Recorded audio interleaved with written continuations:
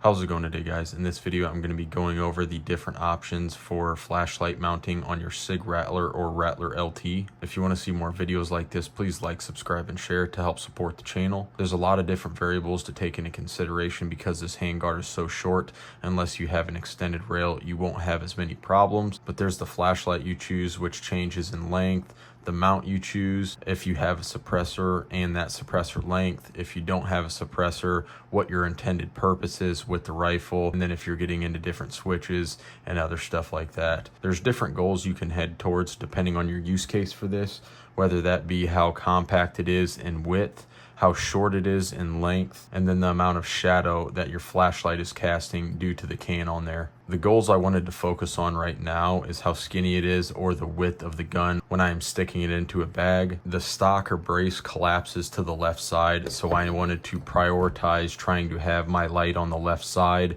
so it makes the gun a little bit skinnier. If I would have went with the minimalist stock, I could have gained a little bit there too, but it would have been pretty negligible. Also mainly because of funds, but also because I have it, I'm going to be installing this flashlight in a way where it doesn't pass the muzzle device. This is going to make it shorter in length so it's easier to stuff into a bag for a bag gun. Because it's mounted stopping before the muzzle device, it is going to give a considerable amount of shadow up close, but because of this mounting location, it mainly points the shadow down. Later on, I am going to be prioritizing the shadow that the light casts, so I will be getting a longer mount that pushes my light out farther so there's not as much shadow. I'm also going to be showing you how to install this Picatinny mount and the Modlight on here today. I have this BCM vertical grip on here. Because the gun's so short, it's going to allow me to pull it into my shoulder a little bit easier. So if you're not running this, your light activation is going to be a little different. It's going to change person to person depending on which accessories they use. Also, if I got the original Rattler, it would have made the overall length a little bit shorter, and this Surefire muzzle device also makes the gun a little bit longer when the suppressor is off. I have the Surefire 300 SPS suppressor here, so it definitely is pretty long. If you have something like the CGS Hyperion K or the Q Trash Panda, your suppressor is obviously going to be a lot shorter, so you're not going to have to push your light out farther. Another thing to take into consideration is if the suppressor is going to be living on here to where you can set up your light in a way where it's past the muzzle device, but it won't matter because the suppressor's staying on there for so long. Here I have the Modlight flashlights. These are a little bit shorter than the Surefire M640 DFTs that just came out. I have found that these are a little bit easier to mount to get closer, but it's also not pushed so back far into my hand where it makes it a little bit more difficult to activate. I'm also trying not to use a switch if possible. As you can see, I have the little tail cap push button on here, or if you have it pushed out a lot farther away, you will have to use a pressure switch. So I did buy all the mounts from Arisaka just to try them, and then I ended up returning a bunch.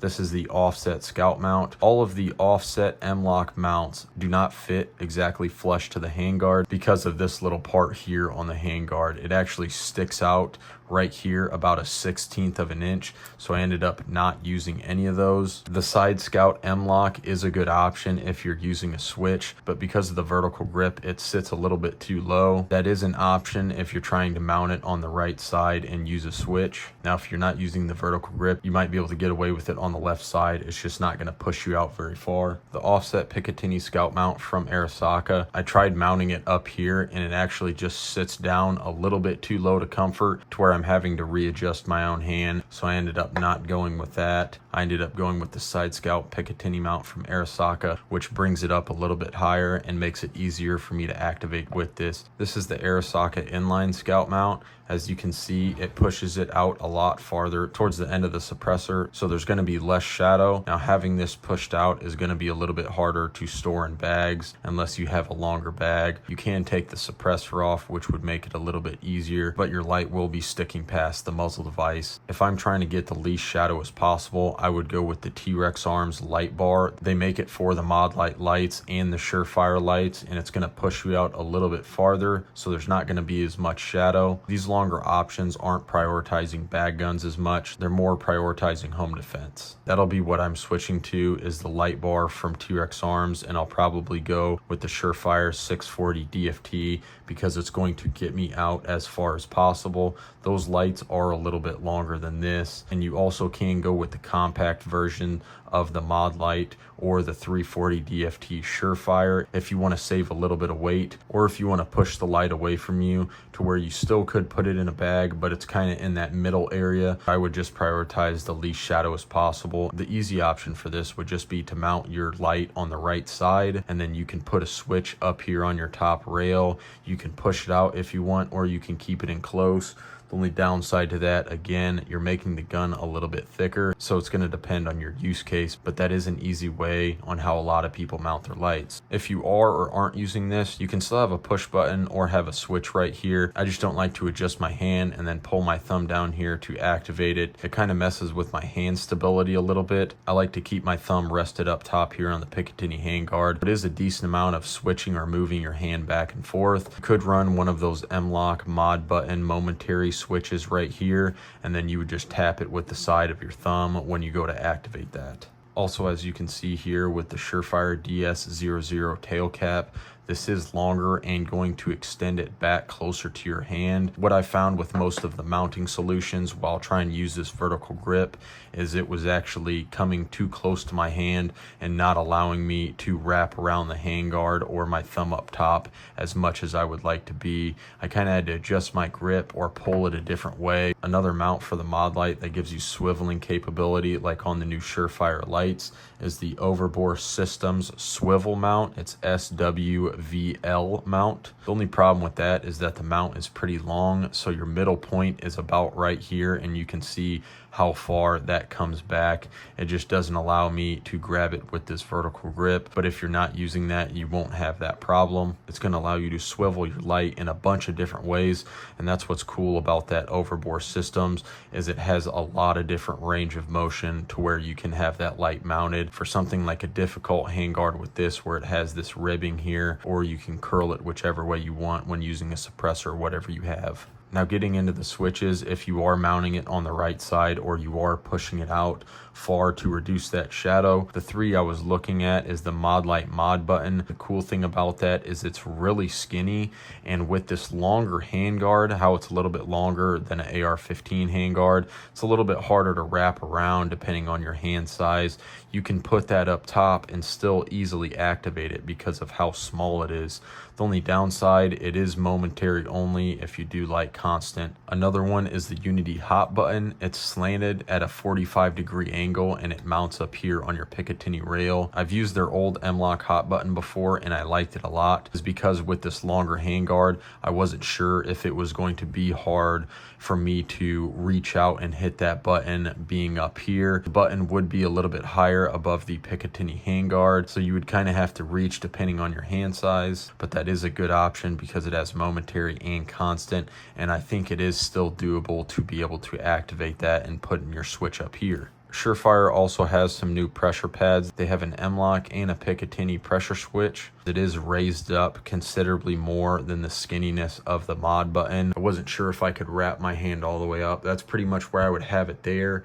And if you have to go up higher to activate it, it makes it a little bit uncomfortable or a little bit difficult. So having a really small one would help, but I do like that it is a little bit lower than that 45-degree angle on the Unity hot button. And then last but not least, another great option is the Surefire ST07. It's a momentary pressure pad only. It's not the one where it has the on-off switch on the front and then a pressure pad on the back, just a straight pressure pad. That's probably the one I'm most interested in. I was going to mount it right here and then just put some zip ties and that Velcro. I would have my hand right here, and then when I'm ready to activate it, I can just push down, activate that light. That is only momentary, so if you do like the constant on feature, Surefire does make a pressure pad with the constant on up front, which is in a good spot to where you can still clamp up top, but you can mount that right here or on the side. I would probably prefer it right here. Just stick it right in between the Picatinny rail on this handguard. It would make really easy activation. I like the ST07 a lot. I also like the small momentary mod button that you can throw up top here. Also having the mod button Modlight and then M-locking it right here is a decent option, but for having having this, it just makes it a little bit awkward to hit to bring your thumb down. Those are all great switch options if you are going to be running switches. I personally don't recommend the DS00. I would just recommend getting the one that has the plug only. I don't really think this extra push button is necessary. It's just something else that can be bumped. I'm gonna go ahead and mount this for what I'm using right now. I already had this light, so I was just reusing it instead of having to buy another one. I'm gonna go ahead and take some thread locker. This is Vibratite's 122. I like this a lot. It's solvent resistant. I'm gonna go ahead and put that on my screws, and then I will put it on the Picatinny screw as well.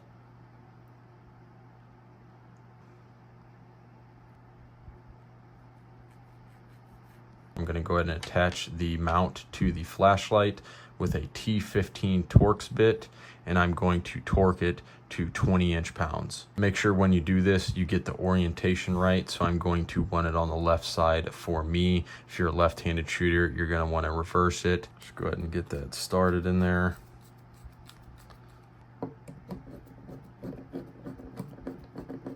And get those both snug just until it gets resistance, and then I'm going to go back and forth on them.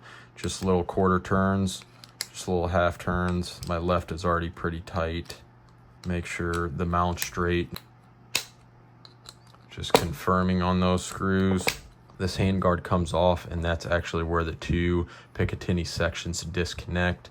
So where I'm going to be mounting it to get a good activation placement, I will have to remove the light, but that shouldn't be very often, so I'm not super worried about that. Where I'm placing it, I'm gonna wanna make sure that I have this full mount on the upper. I don't want to be hanging off like that. When I have it mounted, it's still going to be completely on the Picatinny rail. You can see right there how these sections line up with the hole. I'm going to go ahead and drop my screw in there with the big fin facing up.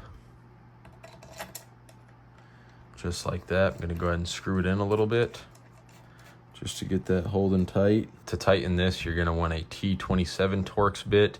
If you have a T25 Torx bit, you can make it work as well. And then I'm going to torque this to 30 inch-pounds. When I'm tightening this to get it snug, I'm going to hold the back of the light and push it towards the screw so that it sucks underneath the Picatinny rail. And I can tighten that up and get it snug. Hit 30 there.